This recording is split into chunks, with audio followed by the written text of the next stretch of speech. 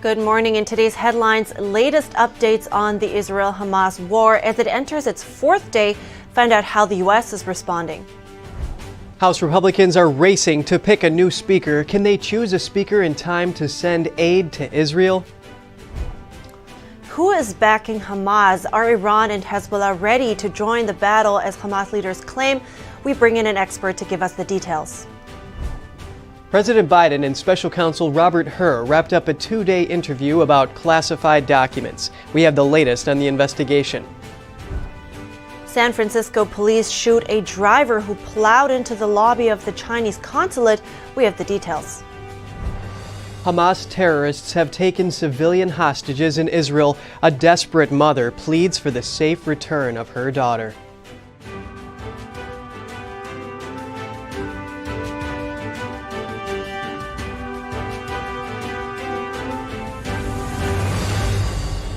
Good morning. Welcome to NTD. I'm Kevin Hogan. Good morning, everyone, and I'm Evelyn Lee. Today is Tuesday, October 10th. Well, reportedly, Israel is now blocking or reducing the food-water supplies going to Gaza. Yeah, and Hamas terrorists are now threatening to kill a hostage every airstrike that Israel launches on Gaza. That's right, and hopefully they can resolve this conflict, but for now, we still have updates on the latest conflict there. President Biden will deliver remarks from the White House today. Earlier today, the Palestinian Islamic Jihad terror group declared two of its members were fatally shot by Israeli forces after crossing into Israel from Lebanon on Monday. Defense Department officials say the Pentagon has offered the help of U.S. Special Forces for surveillance and planning rescues. A senior Hamas leader said yesterday Iran and Lebanese Hezbollah are ready to join the battle if Israel retaliates in force, and denied their direct involvement in the attack.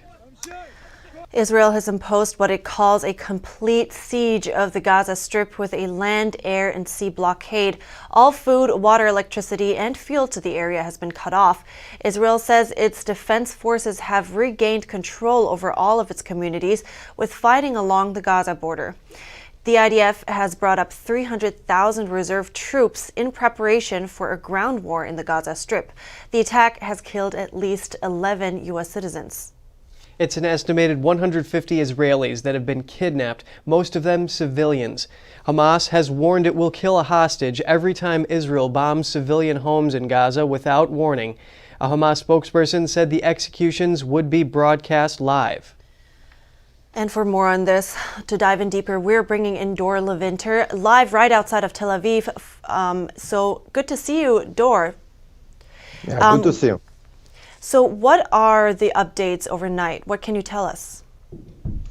Well, the battles still continue. Israel mostly strike from the air and still trying to clear all the terror attacks and terrorists inside the southern cities of Israel. And that's the situation right now. So how is Israel, because we just heard Hamas, for example, threatening to publicly execute those hostages if Gaza is being bombed without warning, and also Gaza being such a densely populated place. How is Israel responding in this case? How is Israel dealing with this?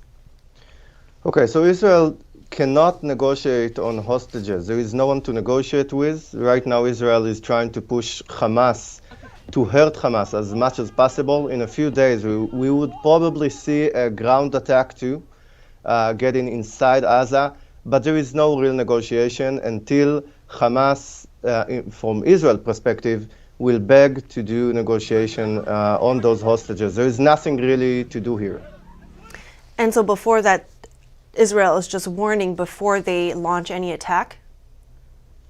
No, there is nothing like that. So since Israel declares war, it's a whole new ballgame. There is no warnings. The warnings are like a global warnings. Get out of Gaza, get out of this entire area, but there is no procedure of warning for specific place or a specific building. The warning is get out of Gaza now, go to the Rafah passage, go south, go to Egypt. That's what Israel is trying to do, to clear all civilians from Gaza outside. So some media, for instance, are reporting and saying that Israel blocked the exit out of Gaza. So what can you tell us about that? I believe it's a complete nonsense. It's mostly propaganda of Hamas. Israel would never do that because it's in Israel's interest to drive out all civilians out of Gaza. Because of international pressure, there is no need for that for Israel. They want to attack freely. What's happening is that Palestinians are going south. They are going to Egypt. But Egypt, actually, we saw this morning on the Cairo TV of Egypt, formal Egypt saying that Israel should be warned to not send civilians to Egypt. They don't want them there. The Egypt economy is down. They don't want a flood of refugees and terrorists coming in the country. But that's actually Israel's interest. So there is no need to bomb any passage. But although that, there are fights near the passages, and that's probably what you're going to see on TV and videos. I see. And I want to go back to something you said earlier, that right now there is no negotiations also about the hostages. So I understand that you had also interviewed survivors of the day of the attack. So what did they tell you? Yeah, I interviewed survivors and fighters as one. Survivors, it's heartbreaking. They say it's the Holocaust story all over again. They just came to butcher unarmed people with kids, with babies, just stayed inside rooms and prayed to God that nothing will happen. But they had no control, and it happened over hours by hours because the situation was so chaotic. So the armed forces couldn't get there on time. There were so many places at once. We're talking about more than 1,000 terrorists probably, all at once, coming to many towns and doing this all at once. So they had to defend themselves and trying to run. Many families didn't make it.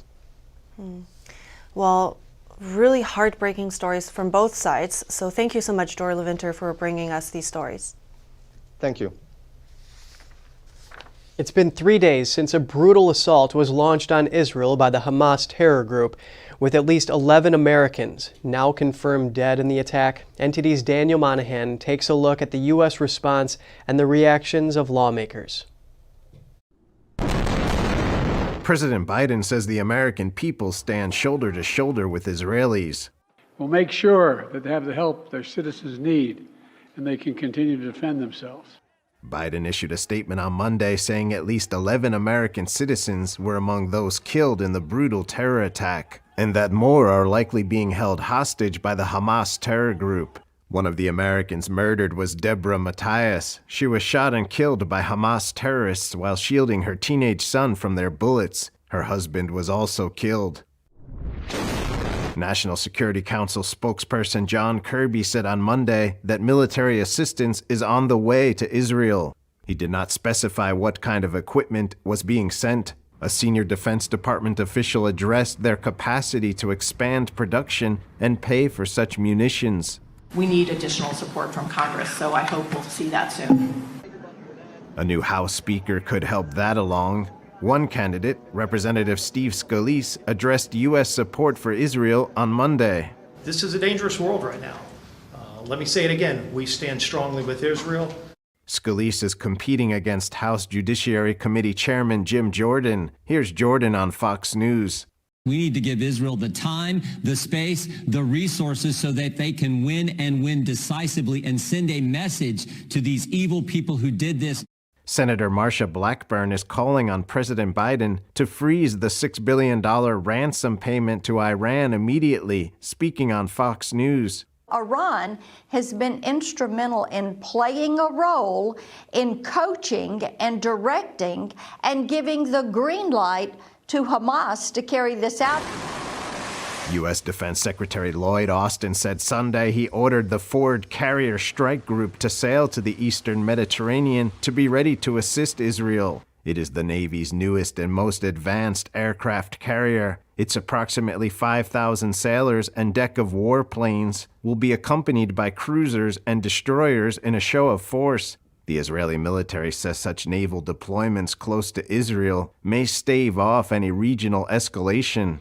Meanwhile, gruesome discoveries continue on the ground in Israel. The rescue service retrieved over 100 bodies from the small Israeli community of Bari near the border with the Gaza Strip on Monday. The kibbutz is among the worst hit of the 14 Israeli border communities, overrun by Hamas terrorists on Saturday. The Israeli military says between 70 and 100 terrorists in or around Bari were killed. Daniel Monahan, NTD News. The White House issued a joint statement on Israel along with France, Italy, Germany, and the UK. It expresses unified support for Israel and condemnation of the actions of Hamas. The statement said the nations will support Israel in its efforts to defend itself. It also warned countries hostile to Israel against exploiting the situation. The statement recognized legitimate aspirations of Palestinians, but stated clearly that Hamas didn't represent such aspirations. The countries will remain unified as friends of Israel, with the ultimate goal being peace in the Middle East. Coming up, the House is in turmoil as the Republican Party struggles to find a new speaker. Will they elect a new leader in time to send critical aid to Israel? Special Counsel Robert Hurd interviewed President Biden about unsecured classified documents. We have the latest information on the investigation. A driver plows right through a wall into the Chinese consulate, leaving more questions than answers. Presidential candidate Robert F. Kennedy Jr. announces he is running as independent, and a GOP candidate announced he will drop out of the race. How will Kennedy's move affect his chances and a potential rematch between Biden and Trump? Hear the story after the break.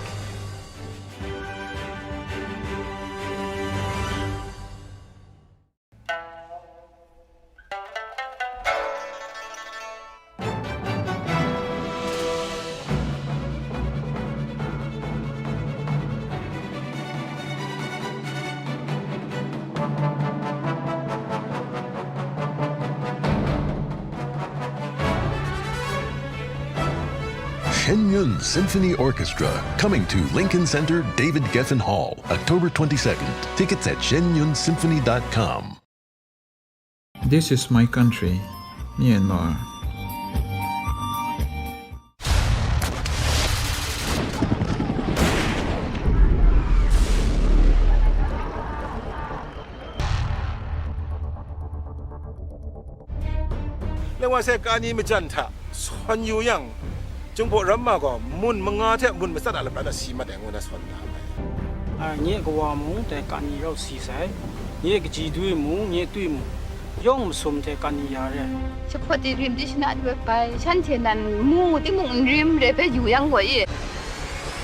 And the drug movement.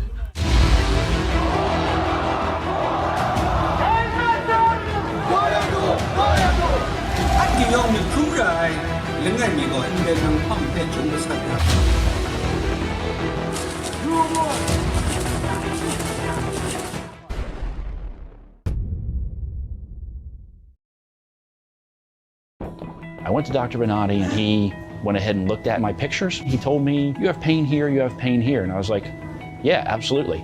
I'd been to others, but he was a doctor that didn't want to fillet my back open like a fish and do like open spine surgery because everybody else wanted to do that and I was not having it. The anesthesiologist who was working with me, I was like having a conversation with this guy, and then I was watching on the monitor as Dr. Benatti is fixing my back. I really felt like I was in good hands. Benatti succeeds where others fail.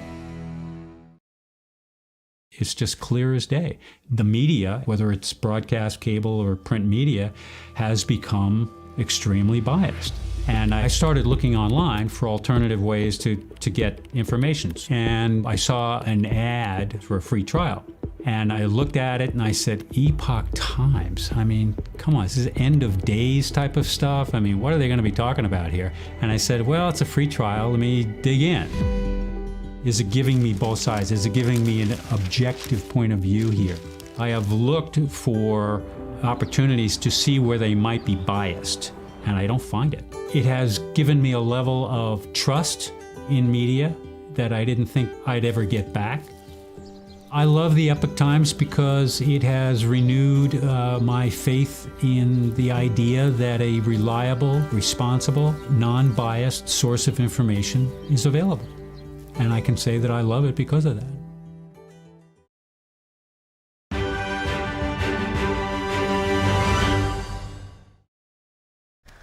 Good to have you back. House Republicans have big days ahead. They're meeting to pick a new speaker after voting to oust Kevin McCarthy last week. But the House is divided, and that means no business until they get a leader, even if the business is Israel. Emily Schmidt reports on the dual pressure to get a House in order and to react to what's happening in the world. Kevin McCarthy began his Monday news conference talking about helping Israel. Now is the time for action. He said the same on his social media account, but the House can't act on anything until it finds his replacement. So while some House members are circulating a pro-Israel resolution, it is stuck in limbo with no leader. First thing I will put on the floor is the resolution on Israel. House Judiciary Chair Jim Jordan is running for Speaker, as is House Majority Leader Steve Scalise. They're meeting behind closed doors, trying to get support, but there's no indication either has the 217 votes needed to win. Some speculate the former Speaker could reclaim his position, a long shot he hasn't ruled out. The conference decides that. I don't decide that. The Hamas attacks on Israel show what else is now on the line. The Pentagon says it needs Congress to approve more money to help Israel and Ukraine simultaneously. The first speaker vote could happen as soon as Wednesday, with a lot more than leadership riding on the outcome. Meanwhile, President Biden wrapped up a two-day interview with Special Counsel Robert Hur yesterday. The interview was part of an investigation into Biden's handling of classified documents. The White House counsel's office says Biden's participation was voluntary. Attorney General Merrick Garland appointed Special Counsel Hur. His job is to look into improper storage of classified documents at Biden's Delaware home and an office set up after Biden's vice presidency. Others have also been questioned, including Biden's staff, Secretary of State Antony Blinken, and former White House Chief of Staff Ron Klain. Biden previously said he was surprised by the discovery of classified materials and thought it would be judged as inconsequential. The White House declined to make further comments. Is the Biden administration enforcing immigration laws properly? A new congressional report says the administration is failing to remove over 99% of the illegal immigrants it released into the country. A report released Monday by the House Judiciary Committee compiled data from the Department of Homeland Security on the state of immigration enforcement. The report found between January 20th, 2021 and March 31st, 2023, there were over 5 million illegal immigrant encounters at the southern border. Over 2.4 million had no confirmed departure from the United States. This means they are likely still in the U.S. During the same period, DHS released at least 2.1 million illegal immigrants into the country. Less than 6,000 were actually removed from the U.S. after being placed in removal proceedings by an immigration judge. According to the report, that means the Biden administration failed to remove roughly 99.7% of the illegal immigrants it released into the country. And the report finds that only 6% were screened for fear of persecution for asylum purposes. The congressional report states, quote, because of the unprecedented border crisis, some immigration and customs enforcement officers have been forced to abandon arrests and removal of aliens to process the illegal aliens who have arrived at the southwest border. The committee says it will continue to conduct oversight of the Biden administration's immigration policies. Police in San Francisco fatally shot a driver who rammed his car into the Chinese consulate yesterday. Police say when officers arrived at the scene, they found a vehicle in the lobby of the building. Officers entered, made contact with the suspect, and an officer-involved shooting occurred. Officers rendered aid, and they had summoned paramedics from the San Francisco Fire Department. And in spite of the life-saving efforts of the police officers, firefighter, paramedics, and personnel at the hospital, the suspect was later pronounced deceased at the hospital. Police have not yet released the identity of the driver or determined the reason for the crash. There is no indication that anyone else was injured. The Chinese embassy said in a post that an unidentified person drove violently into the document hall of the consulate, posing a serious threat to the safety of staff and people at the scene. Turning now to the presidential race, we are beginning to see presidential candidates dropping out of the race. Republican Will Hurd on Monday said he's suspending his campaign. A former congressman from Texas, Hurd is the second Republican candidate to drop out. Hurd failed to qualify for the first two GOP primary debates. In a statement on X, Hurd said, "In 14 short weeks, my team and I matched the accomplishments of many of the other candidates in the race who had significantly higher name ID and cash advantage." He said the GOP needs to consolidate around one person to defeat both former President Trump and President Biden. Hurd endorsed former Ambassador Nikki Haley, saying she articulates a different vision for the country than Trump and has an unmatched grasp on the complexities of U.S. foreign policy. Presidential candidate Robert F. Kennedy Jr. is leaving the Democratic Party. He's now running for president as an independent candidate. He made the announcement at an event in Philadelphia yesterday where he expressed how he hopes to stand up for dispossessed Americans. That ends his challenge to President Biden for the Democratic nomination. He said Americans are declaring independence, not just from the two parties, but from corruption, lobbyists, and media narratives. Kennedy plans to campaign in Texas, Florida, and Georgia later this month. His team says he will travel to many other locations to gain ballot access in every state. Now we take a closer look at Kennedy's independent run for president, how it will affect his chances, and the plausible rematch between Trump and Biden. We're bringing in John Schweppe, the Director of Policy for the American Principles Project, to discuss this. He joins us live now. Good to have you with us, John. Hey, thanks so much for having me. Excellent. We're connected here. So how do you think Kennedy's decision to run as an independent will affect his chances at securing the White House?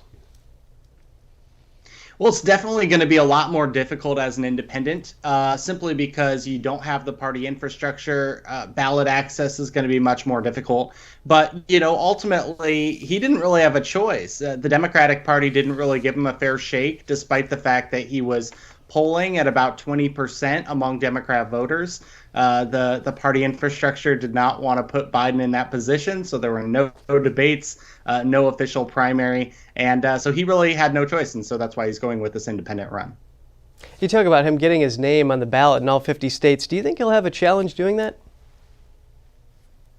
Absolutely. I mean, this is one of the toughest things to do, even if you're a third party like the Libertarians or the Reform Party, always a challenge to get all 50. Now he's an independent, so he's got to do it himself with his own infrastructure.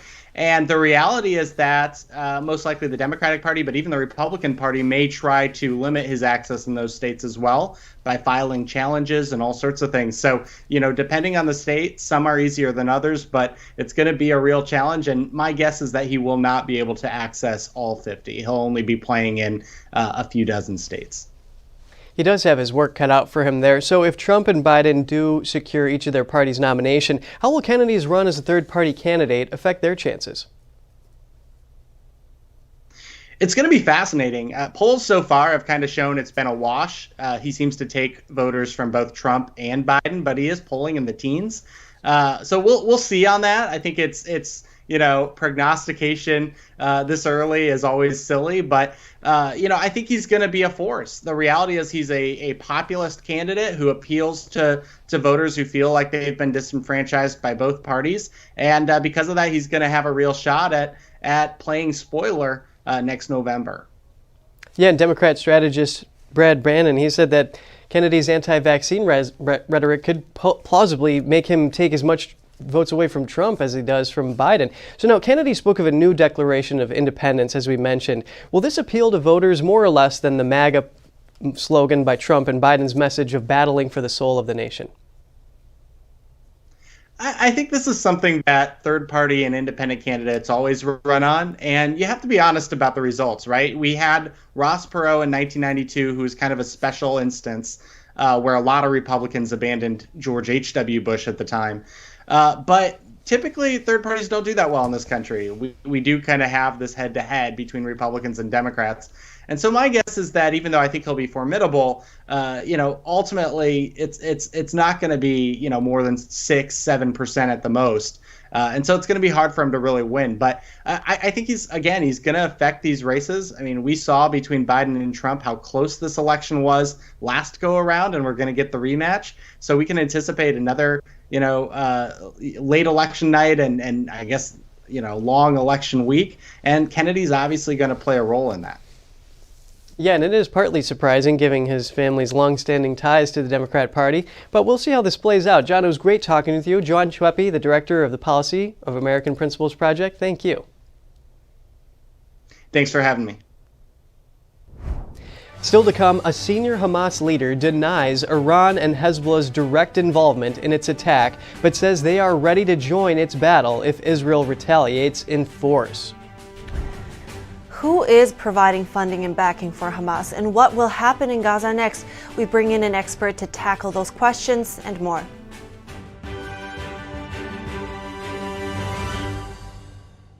Shen Yun Creations, the streaming platform from Shen Yun, featuring world-class dance, past programs, and all original music.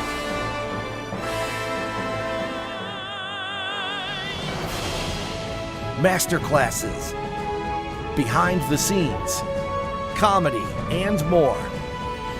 Explore shenyuncreations.com.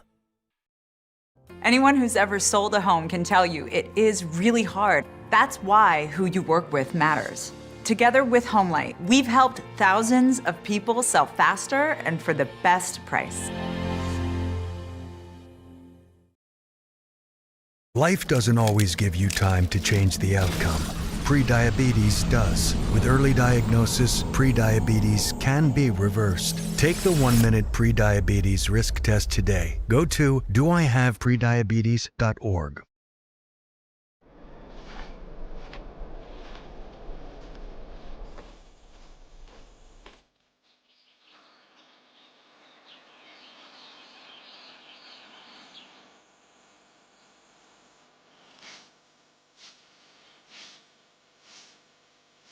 One in 5 children worldwide are faced with the reality of living without food.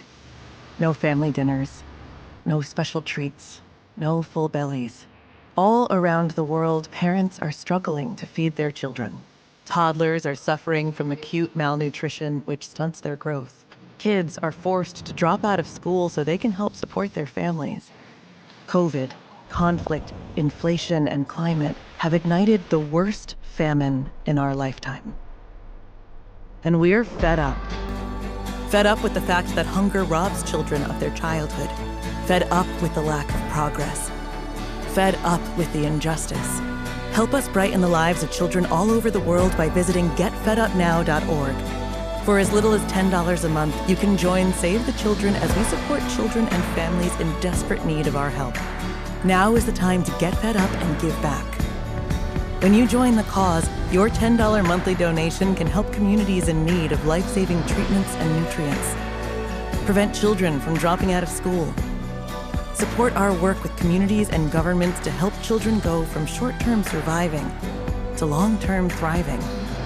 And now, thanks to special government grants, every dollar you give before December 31st can multiply up to 10 times the impact. That means more food, water, medicine, and help for kids around the world. You'll also receive a free tote bag to share your support for children in need. Childhood without food is unimaginable. Get fed up. Call us now or visit getfedupnow.org today.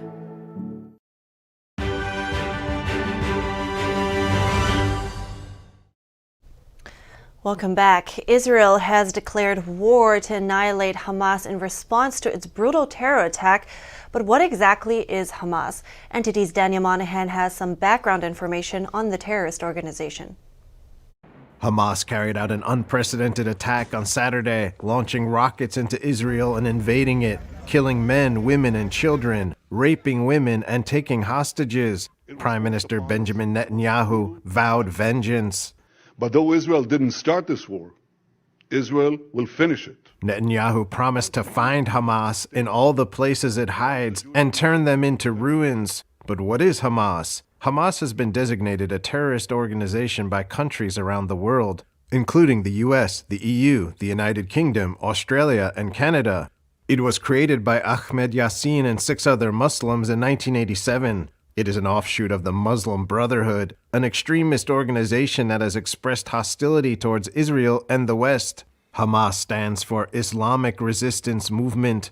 The National Counterterrorism Center says it has between 20 and 25,000 members. Terrorist members wear a green headband, and the group has both a military as well as a political unit.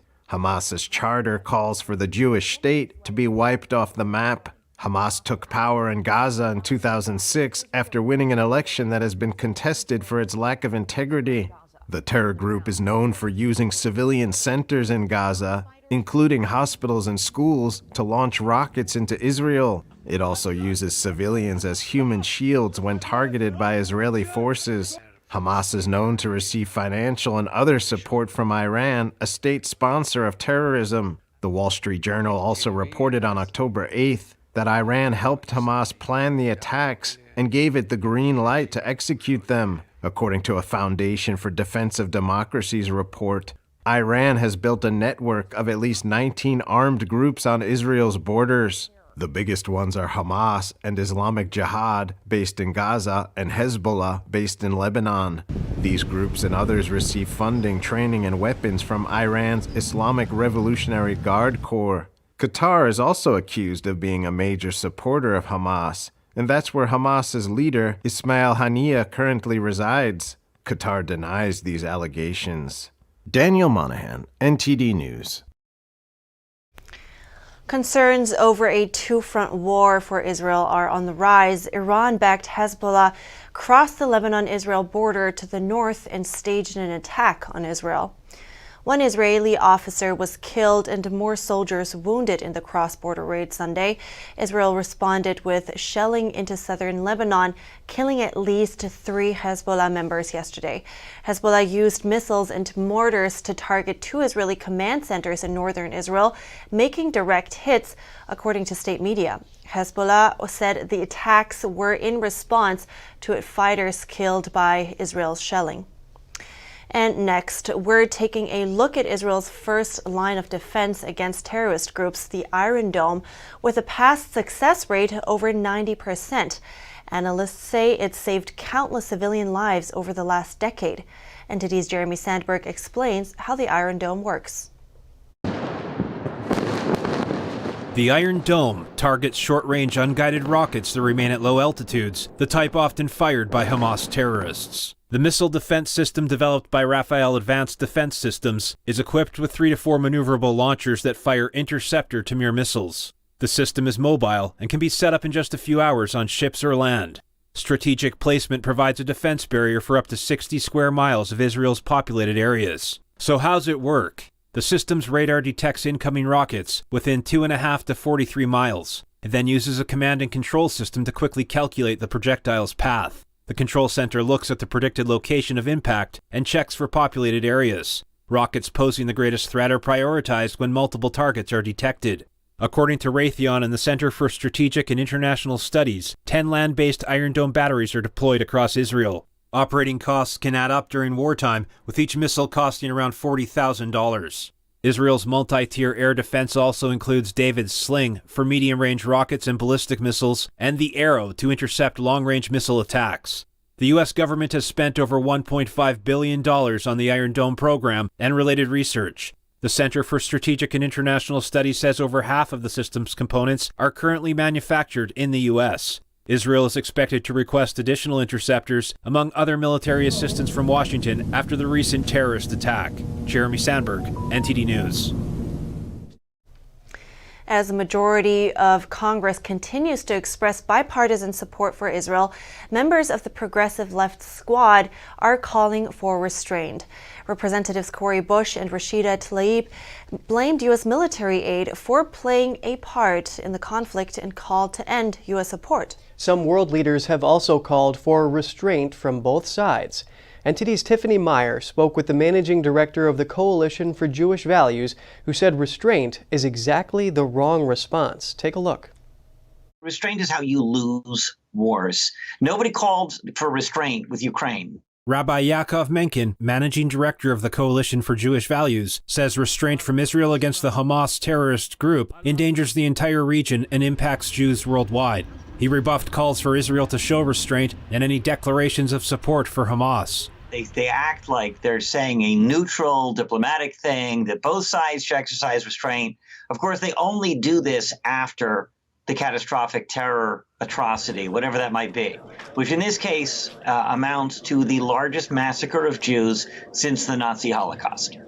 That's what just transpired in Israel. So when they call for restraint now, they're basically saying that Israel shouldn't do everything it can do to neutralize the Hamas terror organization, to just punish them a little bit and then allow them to regroup, rearm, and find new ways to do new atrocities the next time.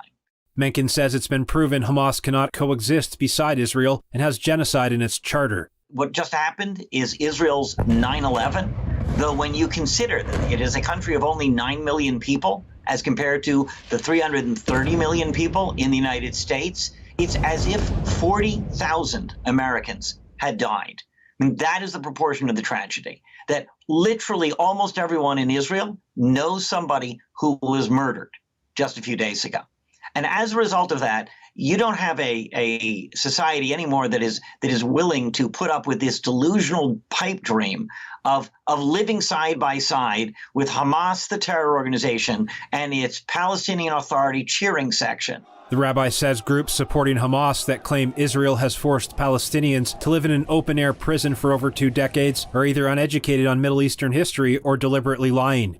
Democratically, the people of Gaza chose Hamas, the genocidal terror organization, to lead them. So that just sends a message of its own, obviously. But the idea that this was an open-air prison, first of all, that never happened. There are luxury hotels in Gaza. There are markets filled with food. There's all kinds of opportunities for people in Gaza. But second of all, it's not Israel that's controlling all the borders. Egypt has a border with Gaza as well. It reminds us that half the architects of Hitler's final solution had PhDs, were academics. Menken says for there to be peaceful relations in Gaza, Israel needs to win the war against Hamas. Palestinian supporters in the Big Apple this weekend cheered the massacre at the music festival in Israel. The New York City protest was organized by the Democratic Socialists of America. 6 U.S. House representatives are members of that group, including those in the so-called Squad. The protest, called the All Out for Palestine, took place in Times Square and then headed to the Israeli consulate. One of the speakers described how Hamas terrorists broke through the fence near the festival, to which the crowd erupted in cheers. The speaker then spoke reverently about how the terrorists kidnapped several dozen people at the dance festival, to which the crowd again erupted into cheers. The speaker seemed to mock the rave attendees by calling them hipsters. At least 260 people were massacred at the festival. Many women were raped as well. There were reports of some women being sexually assaulted next to the dead bodies of their murdered friends. And cities across the U.S. are preparing for the worst. Since Hamas attacked Israel over the weekend, the FBI has urged local law enforcement to boost security around Jewish institutions. NTD's Arlene Richards has more. Fighting between Hamas and Israel isn't affecting security in the U.S. yet. But the FBI and Homeland Security aren't taking any chances. The agencies have issued public safety concern bulletins to state and local law enforcement officials to boost security around Jewish religious institutions, particularly in cities with the largest Jewish communities and histories of anti-Semitic incidents. New York City's Mayor Eric Adams said in a statement that he won't let cowardly terrorists undo peace in Jewish communities. He said he has directed the NYPD to deploy additional resources to Jewish communities and houses of worship citywide to ensure that our communities have the resources they need to make sure everyone feels safe. Adams said there was no credible threat to New York City at this time. New York Governor Kathy Hochul has said she's working with officials in New York and Jerusalem to help bring back New Yorkers currently in Israel. She told CNN that New York State Police are coordinating with local law enforcement to ensure safety in Jewish communities. But a rabbi in Salt Lake City said he was forced to stop services Sunday due to a bomb threat. Everybody to calmly please exit the building and go to Tanner Park. Thank you. Members of the synagogue were forced to evacuate. Video footage of the evacuation was posted on Facebook. The congregation's rabbi, Sam Spector, told CNN that his staff received an email saying there was a bomb in the building and that bombs had been placed in other Jewish centers around Utah. While members of the synagogue were upset by the threat, no one was hurt. The Salt Lake City FBI office has said they are aware of the incident, but they have no information of specific or credible threats.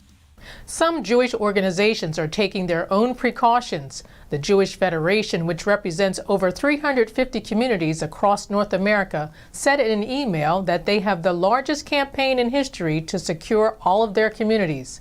A spokesperson told Insider that their security team has coordinated with local law enforcement and key partners, but currently there are no known credible threats. Just ahead, will escalating conflict in the Middle East bring a rise in oil prices? We bring in the host of NTD Business to give us the details. U.S. law enforcement ramping up security to guard against potential threats to Jewish communities across the country. That's coming up.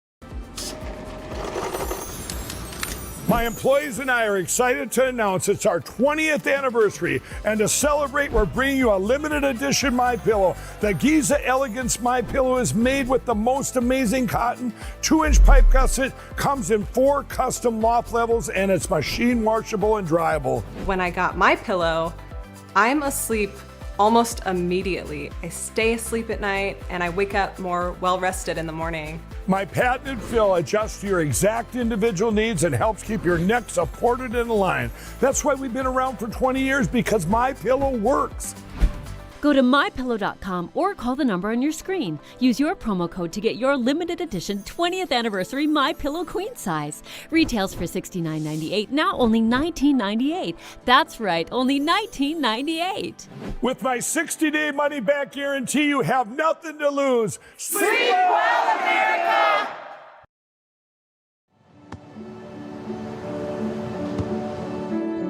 I don't remember how it started. Go to that. Our back and forth. It always came back. Dad! You probably don't remember what you told me, That was perfect. but I heard every word.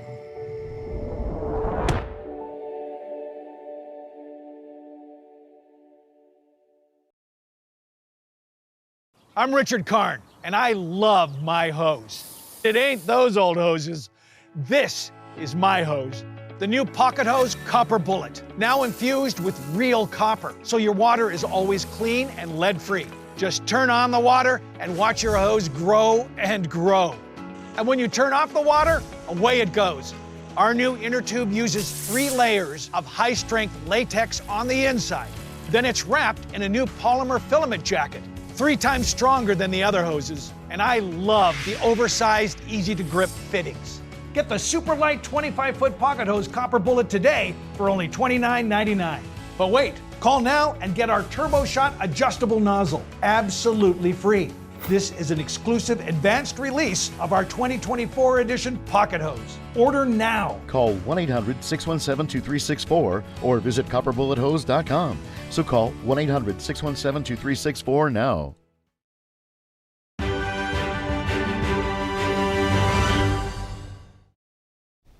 It's good to have you back with us. Oil prices surged, this on fears that the conflict in Israel could threaten supply. Military conflict could entangle the entire region of oil-producing nations.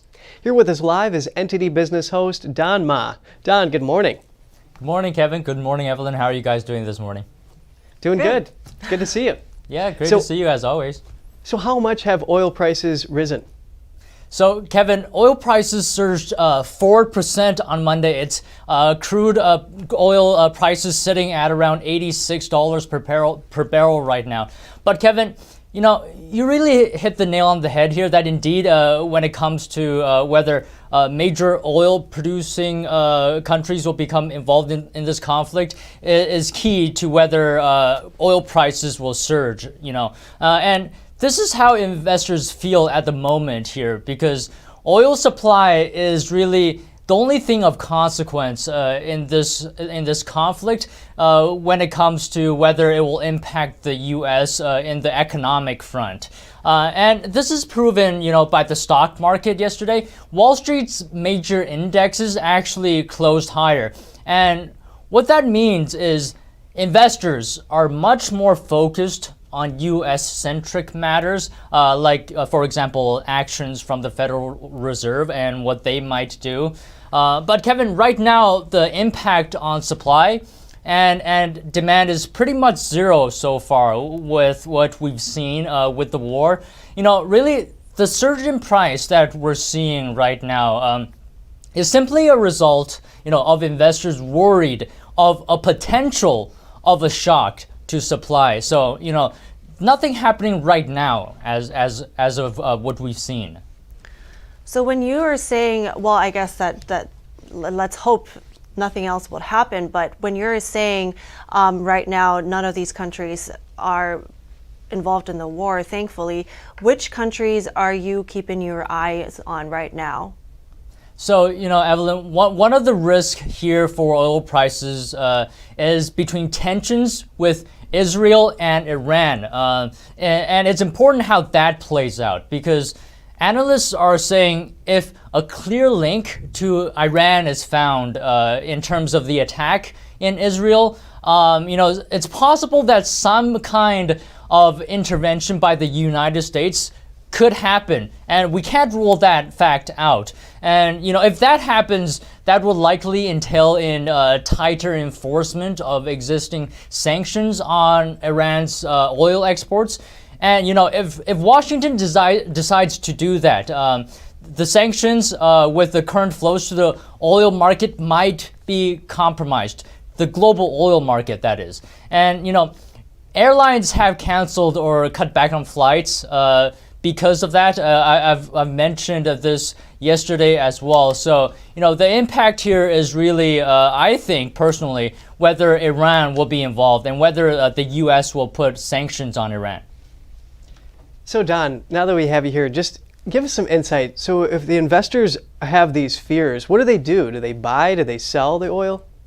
Well, it's all a matter of supply and demand, right? When investors think the supply is going to go down, obviously that's going to put prices up, because when you have fewer of something, the prices for that thing will go up. So if investors are worried that you know, there's going to be oil supply shocks, obviously, you know, the prices will be going up. That it's a simple function of supply and demand here, but nothing really has happened. This is simply pricing in potential risks.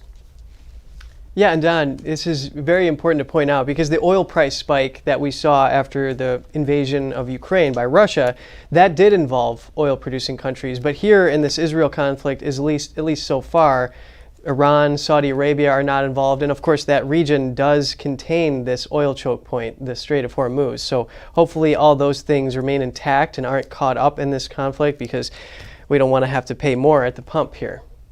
Yeah, of course. I mean, it all depends on, whether this conflict is contained or it expands into other countries. But, Kevin, the good news, I think, here is that we've seen talks of potential truce between the two sides here. I mean, we have to wait and see how that plays out. But, this is a good sign for potentially this conflict not expanding.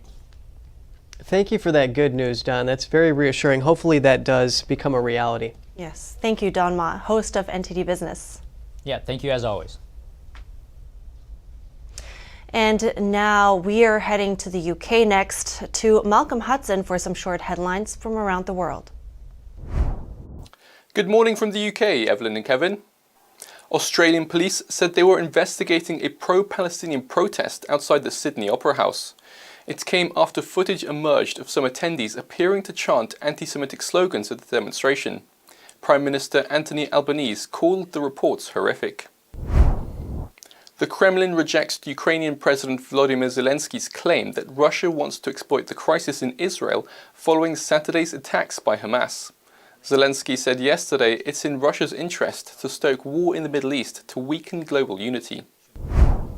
President Tsai Ing-wen said Taiwan seeks peaceful coexistence with China, with free and unrestricted interaction, but adds the island will be democratic for generations to come.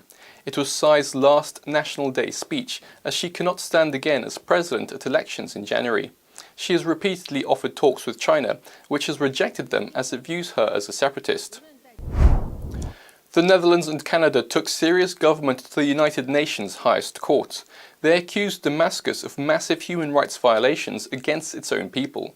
Those included torture, murder, sexual assault, forcible disappearance, and chemical weapon attacks. Scientists are predicting more than 75% of the world's yet-to-be-discovered plants are already threatened with extinction, and nearly half of all known flowering plant species could be under threat. The warning comes in a new report published from scientists at the Royal Botanic Gardens Kew in London. That's all from me. Back to you both. Yeah, really, with the war, it seems like you see all these anti-Semitism basically boiling to the top and coming out again. Yeah, hopefully people in Times Square, like we've seen these protests, can voice their grievances in a peaceful manner and not resort to any type of violence. Right, right, and including, things that we have seen in Britain, in the UK, and all, actually pretty much around the world at this point. Yes, a lot of people chiming in here, very serious. So we're going to break now. Civilians are currently still being held hostage by the Hamas terrorist group. A desperate mother pleads for the safe return of her family. Stay tuned for that story in a moment.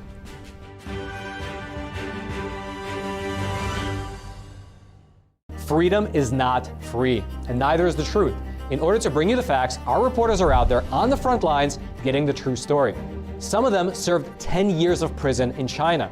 We've been censored on social media. Our Hong Kong printing offices were set on fire, and we've been repeatedly attacked by the Chinese Communist Party. But no matter what, we believe that you deserve the truth, and so we'll continue to bring the truth to light. Head on over to getepic.com and try honest journalism that is based in truth and tradition.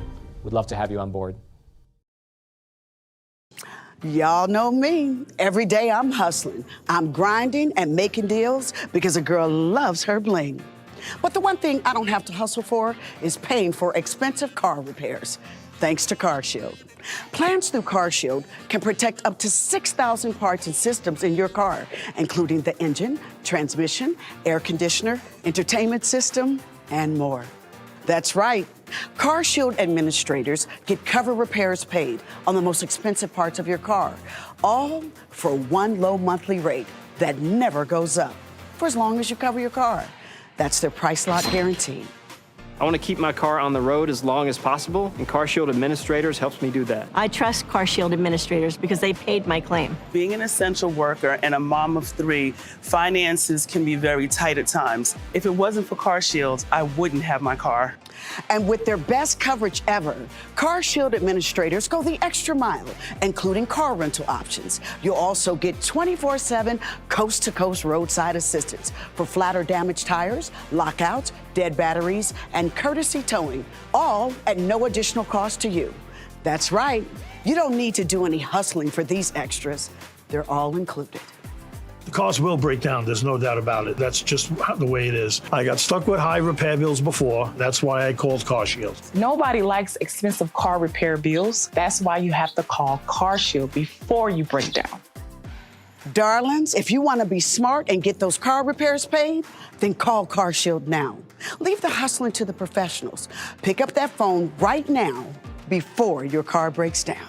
Protect yourself from the unprecedented rise in cost for parts and repairs. Call now to save money with your price lock guarantee. Call 800-418-7697. 800-418-7697. 800-418-7697. Anyone who's ever sold a home will tell you it's really hard. And it's one of the biggest financial decisions you'll ever make. That's why who you work with matters. Together with HomeLight, we take care of every detail. It's all good, baby. Is it really all good? If you love me enough to routinely test your handyman skills, not to mention the strength of your marriage, then of course you'll visit nhtsa.gov/therightseat to make sure I'm in the right car seat. What does it mean to devote your life to the truth? Does it mean investigating communist subversion here in America? Does it mean exposing the deadly fentanyl crisis in the Midwest? Or spending late nights and covering deep government corruption? Because at a time when America's traditional values are under attack, it's the responsibility of righteous journalists to uphold truth and tradition. What is China like really? Is it defined by its giant economy, an oppressive government, or its people? By the worst persecutors or the most courageous freedom fighters? We're lifting the veil to look at global impacts and how close the regime is to your doorstep. From eyewitnesses and analysts, get the facts. Here on China in Focus.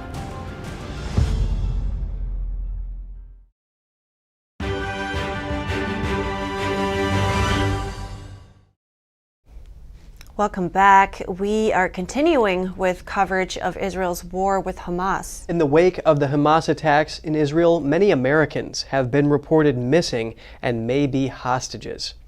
Among those missing are a Chicago area mother and daughter. Judith Tsai Raanan and Natalie Raanan were in Israel visiting relatives at a kibbutz when Hamas attacked it on Saturday. No one has heard from them since. The family believes they are hostages of Hamas. They're in contact with the U.S. Embassy. A mother in Tel Aviv shares videos posted online by Hamas of her daughters being held hostage. The desperate mother is now pleading for their return. Here's her story. Mayan Zin is one of the mothers whose children were abducted by Hamas. She's been scrolling online looking at hostage videos, searching for new pictures of her captured daughters. My sister sent me a photo of my older daughter, Daphna, sitting on a mattress in Gaza. She saved it on her phone. It was posted by Hamas. The writing in Arabic says, "Dress her in prayer clothes. It's better." I thought at first that it was some kind of Photoshop that Arabs did. I didn't think such a thing could be possible. Mayan was shocked when she later saw this 30-minute-long Hamas video live-streamed on Facebook. Her former husband, Noam, has a leg wound and is taken away. Armed gunmen questioned his partner, Dikla, her son, Tomer, and Mayan's two terrified daughters. They're my whole life. They're everything I wanted all my life.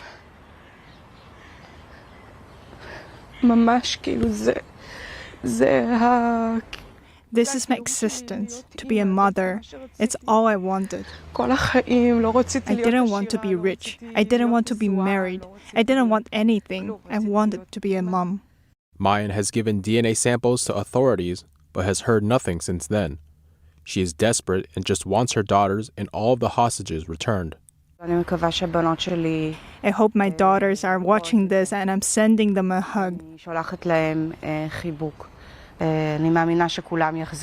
I believe everyone will return. And for Noam and Dikla to know that we are here, the whole family together, supporting each other, cooperating and working together to get them back. Hopefully somehow her daughters will be released from the terrorists' hands and their family reunited. Yeah, I can only imagine how that would be. Also finding out online through videos because you don't know if they're dead or alive. Well, yeah, hopefully, well, our hearts are definitely with those that are still missing and the families. And at this point, we want to kick off the second part of our broadcast.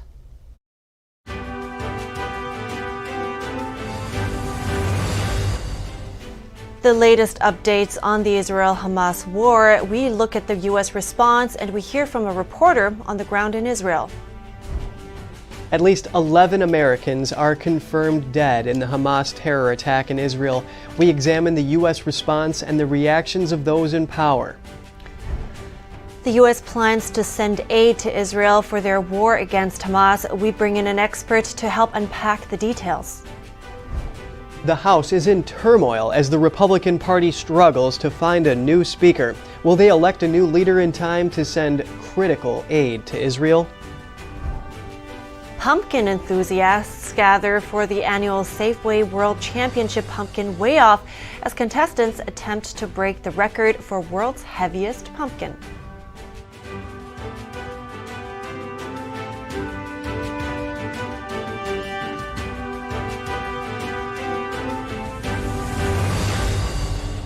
To those just joining us, good morning. I'm Kevin Hogan. Good morning, and I'm Evelyn Lee. I wonder how they make those pumpkins so big and how they don't crush under their own weight. That is a very good question. I have never looked into that. Nature. But maybe we will find out. But first, of course, we have some serious news to get to. President Biden will deliver remarks on the Israel-Hamas war from the White House today. Biden said yesterday American citizens may be among the hostages. And inside Israel, more than 100 bodies found in Kibbutz Bir after the terrorist attack. Meanwhile, Israel's ambassador to the UN said destroying Hamas is the focus for Israel. The country has imposed what it calls a complete siege of the Gaza Strip with a land, air, and sea blockade. All food, water, electricity, and fuel to the area has been cut off. And I spoke with Dor Levinter from Epic Israel near Tel Aviv earlier. He spoke to survivors. Well, the battles still continue. Israel mostly strike from the air and still trying to clear all the terror attacks and terrorists inside the southern cities of Israel. And that's the situation right now. So how is Israel, because we just heard Hamas, for example, threatening to publicly execute those hostages if Gaza is being bombed without warning, and also Gaza being such a densely populated place. How is Israel responding in this case? How is Israel dealing with this? Okay, so Israel cannot negotiate on hostages. There is no one to negotiate with. Right now, Israel is trying to push Hamas to hurt Hamas as much as possible. In a few days, we would probably see a ground attack too, getting inside Gaza, but there is no real negotiation until Hamas, from Israel perspective, will beg to do negotiation on those hostages. There is nothing really to do here. And I want to go back to something you said earlier, that right now there is no negotiations also about the hostages. So I understand that you had also interviewed survivors of the day of the attack. So what did they tell you?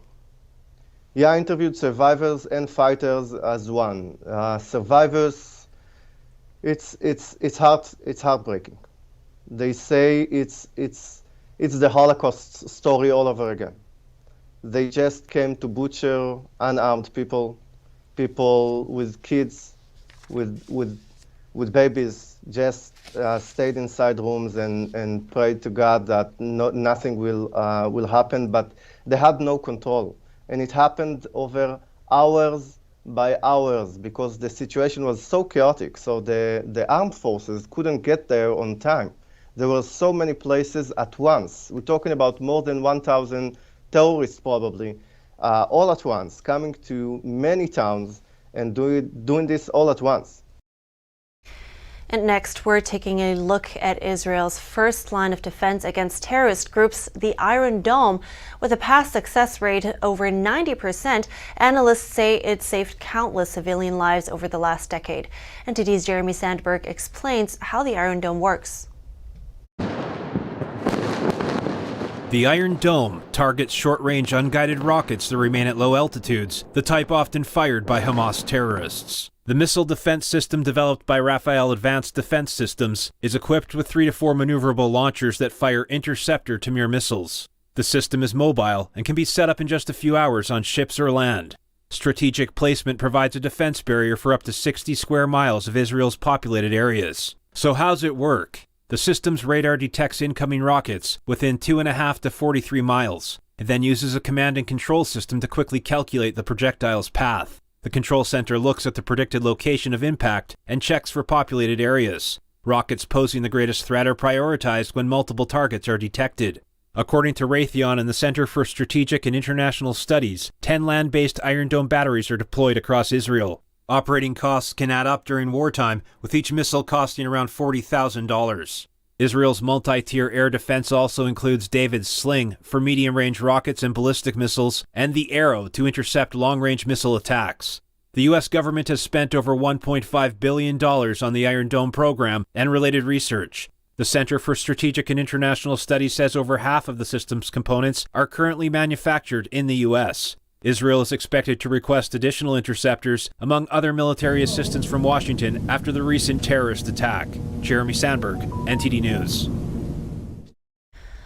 It's been 3 days since a brutal assault was launched on Israel by the Hamas terror group, with at least 11 Americans now confirmed dead in the attack. NTD's Daniel Monahan takes a look at the U.S. response and the reactions of lawmakers.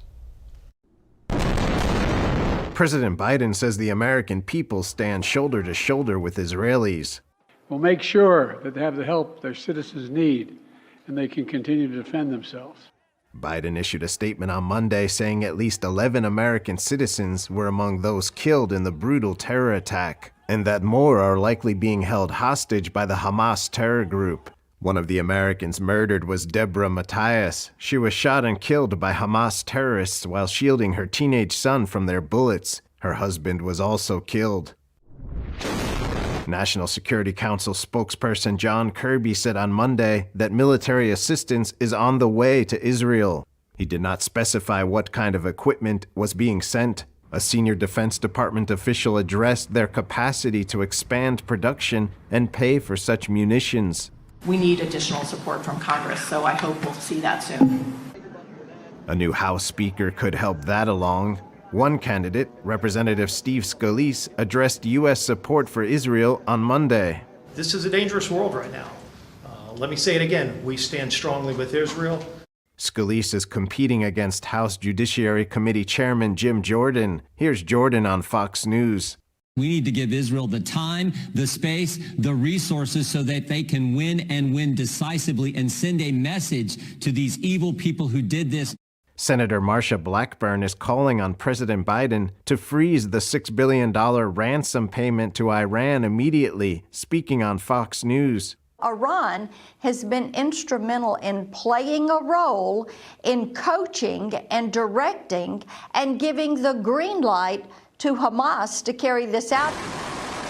U.S. Defense Secretary Lloyd Austin said Sunday he ordered the Ford Carrier Strike Group to sail to the eastern Mediterranean to be ready to assist Israel. It is the Navy's newest and most advanced aircraft carrier. Its approximately 5,000 sailors and deck of warplanes will be accompanied by cruisers and destroyers in a show of force.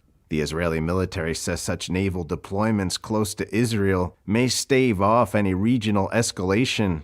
Meanwhile, gruesome discoveries continue on the ground in Israel. The rescue service retrieved over 100 bodies from the small Israeli community of Bari near the border with the Gaza Strip on Monday. The kibbutz is among the worst hit of the 14 Israeli border communities, overrun by Hamas terrorists on Saturday. The Israeli military says between 70 and 100 terrorists in or around Bari were killed. Daniel Monahan, NTD News. And joining us now for more is Brandon Weichert. He's a geopolitical analyst and a senior editor for 1945.com.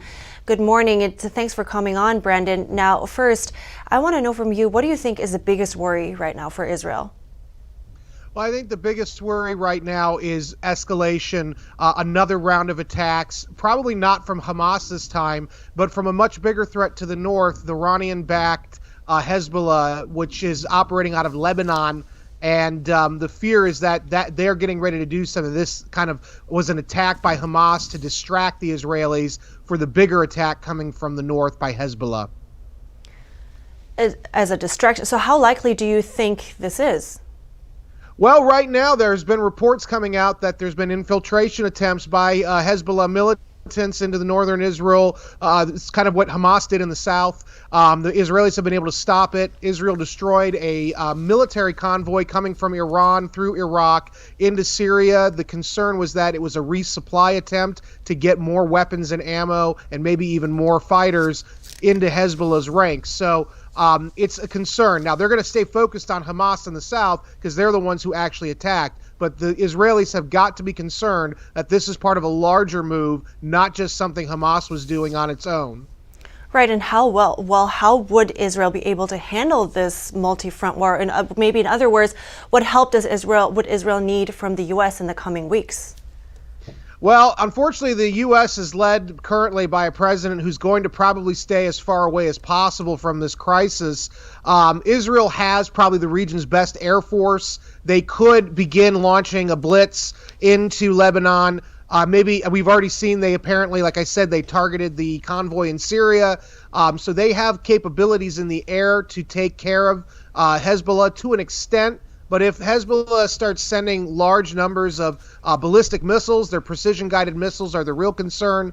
Israel could have some problems, especially with all of their forces focused on the south. So America, in an ideal world, would provide intelligence and diplomatic and financial support to the Israelis, sort of like what they're doing in Ukraine. But of course, our resources are limited as well because we've drained through our critical weapons in Ukraine, which is sort of, I think, why one of the reasons Iran did this, knowing that we're bogged down in Europe. I'd also be watching for what China will be doing to Taiwan the more we're distracted in the Middle East.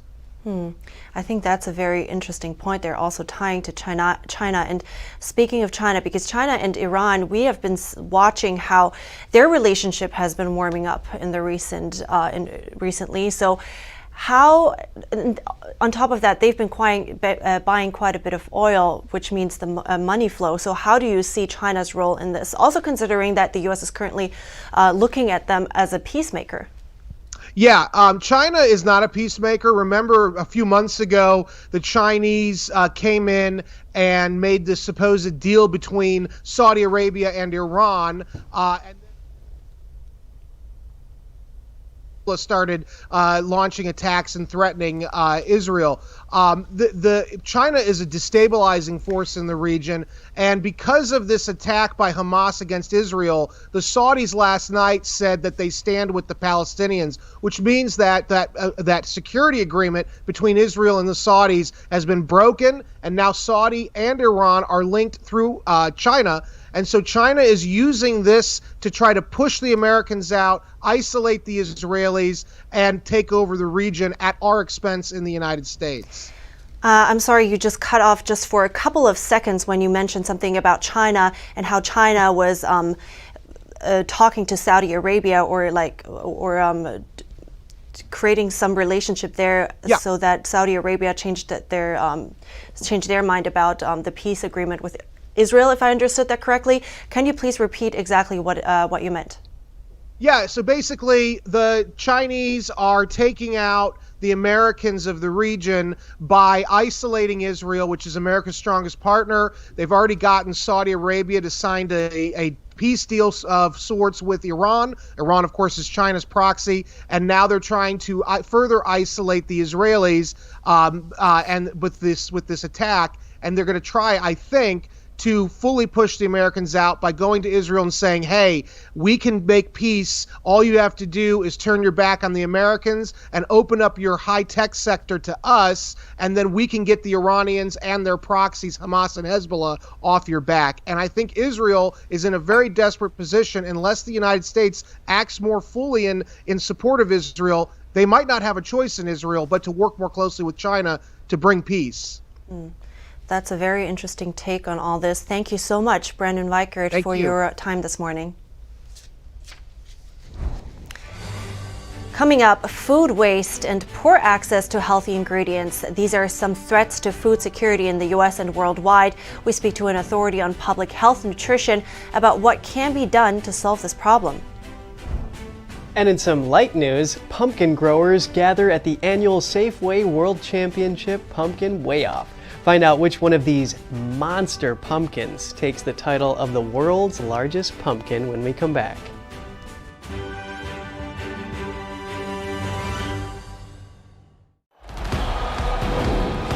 This is it, the culmination of everything our young athlete has worked for these past months. He's filled with determination. You can see it in his face. Is today the day he overcomes? And here we go. There is no defense in the world that will keep him at bay. He's on fire. Nothing can stop him. Watch him as he heads towards the goal. Oh, he's blocked hard, but that doesn't stop him. He's a warrior. He's back up. His eyes are on the goal. He's set up for the shot. He shoots. Goal! Achieving goals like this is only possible with the monthly support of people just like you. Please call the number on your screen right now and give your monthly support to Shriners Hospitals for Children so other children can reach their goals too. If you give just $19 a month, only 63 cents a day, we will send you your very own Love to the Rescue blanket as a reminder of the love you're giving us. Because of monthly support of people like you, nothing is stopping me from achieving my goals. And here we go. There is no defense in the world that will keep him at bay. He's going left. Oh, he fakes right and continues. Look at those moves. He takes the shot. Goal!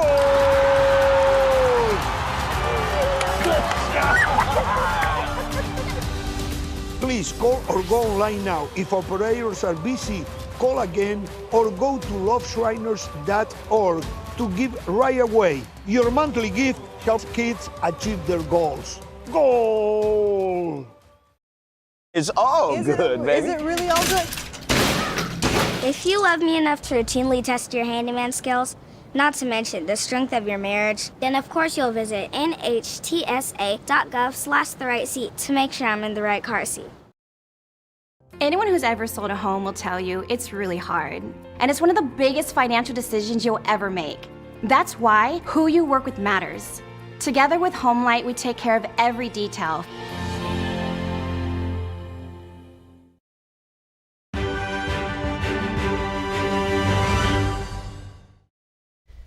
Good to have you back. House Republicans have big days ahead.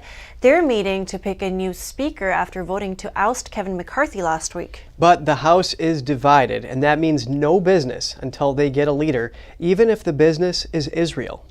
Emily Schmidt reports on the dual pressure to get a House in order and to react to what's happening in the world.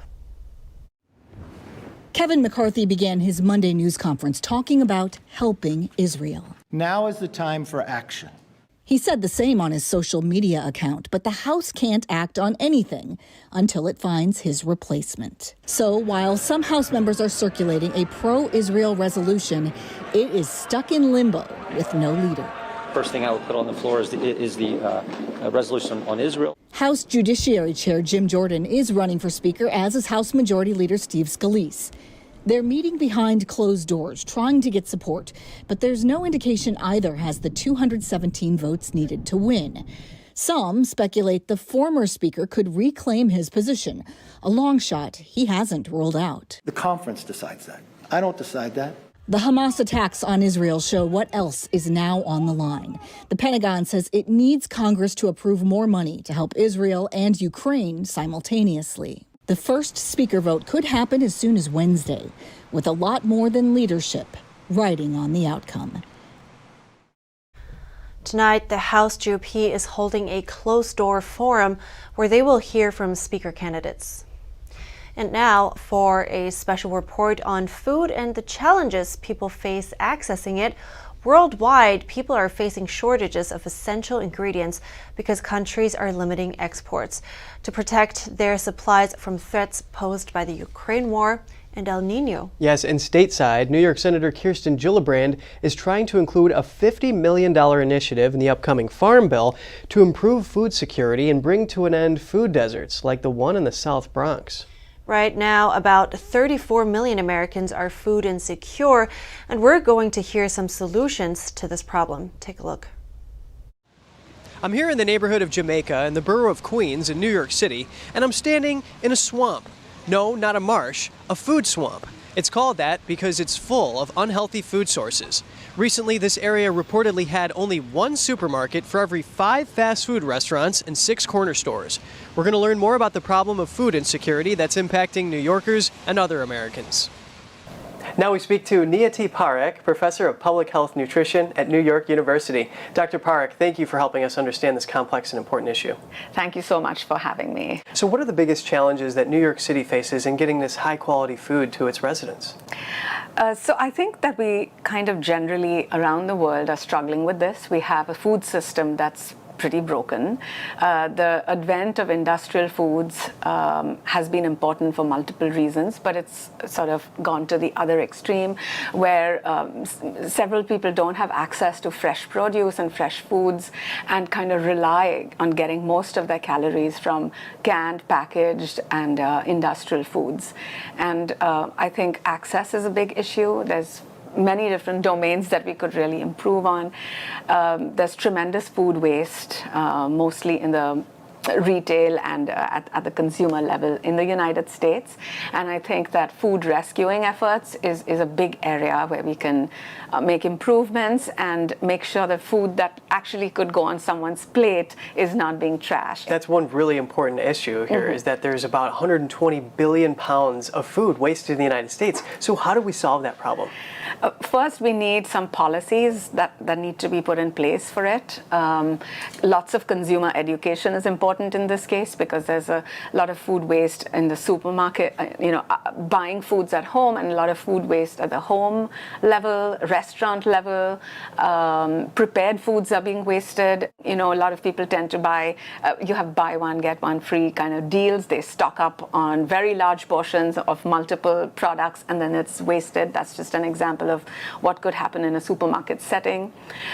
Speaking of supermarkets, we've seen actually the advent of 30 new ones in New York City after they gave these tax benefits to the store owners, helping people to get access to fresh food within walking distance. So are there any policies that can be put in place to help this? Yes, my favorite example is really Rhode Island, where they've actually encouraged local farmers and producers to have their products in the supermarkets. So I think, again, one way to fix the food system and to make fresh and local produce available is to encourage policies that necessitate having certain amount of produce coming from these farmers. A city worker in the food swamp we visited offered his thoughts. Yeah, I definitely feel like it's hard to get fresh food around here due to the, a lot of the fast food restaurants that's in the area. Yes, definitely more farmer stands will help around here because with the fast food restaurants, it's very unhealthy for just, for everyone. We spoke to some passers-by who echoed those ideas and offered other ones to improve access to healthy food. Definitely like in third world countries and especially areas in Detroit, that and in the U.S. that there might not be easily access for these grocery stores. There has to be more of a initiative, and more fund would always be helpful. There needs to be some partnership between government and obviously private businesses to work this out. And so I don't have all the answers, but I think one of it is to realize the fact that there is fast food isn't the way to go. Professor Parekh suggests having deep reserves of food on hand to prevent food insecurity resulting from disasters. And the deadline for the Farm Bill has passed, and some are saying without it, the U.S. food system will implode. But the good news is normally Congress misses the deadline anyway, and crop support programs will continue until the end of the calendar year. And without a speaker, the Farm Bill has taken a further backseat, but the lawmakers say that there is progress in good shape still. Oh, I see. Well, so seems like there is some good to that as well. Yes. Well, but, you know, I mean, the Ukraine war was apparently one of the most disruptive periods for global food security. And then, of course, we have this documentary from Roman that also touches on these issues globally.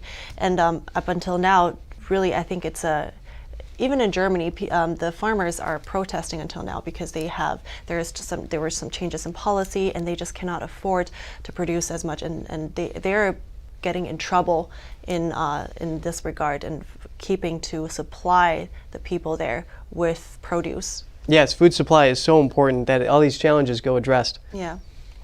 And now we end the show with some lighthearted news. Guess the size of the biggest pumpkin this year. This year, the largest pumpkin weighing in at 2,749 pounds. Did you guess that? It's a new world record set by Travis Ginger, a horticulture teacher from Minnesota. This monster pumpkin secured him the special prize of $30,000. Ginger has won 3 out of the last 4 weigh-offs. His massive pumpkin will be on display next weekend during Half Moon Bay's Art and Pumpkin Festival in California. Yeah, they actually need a forklift. And that is gigantic. Yes, indeed.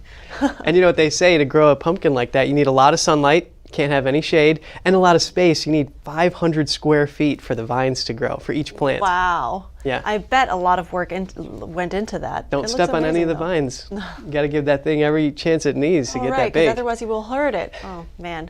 Well, good job on that. But at this point, we are coming to the end of our program. As usual, though, we'd love to hear from you at goodmorning@ntd.com, so write us an email if you'd like. Thanks for watching. I'm Evelyn Lee. And I'm Kevin Hogan.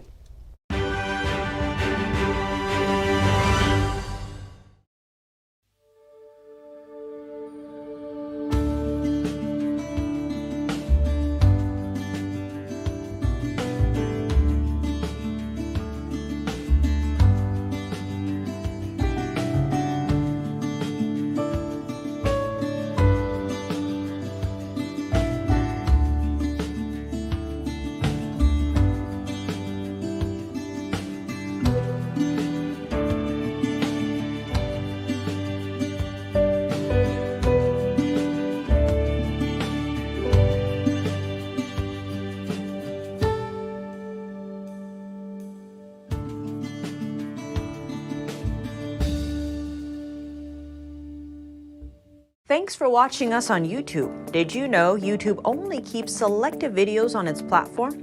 So if you want to make sure you get the full picture, just subscribe to our newsletter. Go to newsletter.ntd.com and sign up. It's free.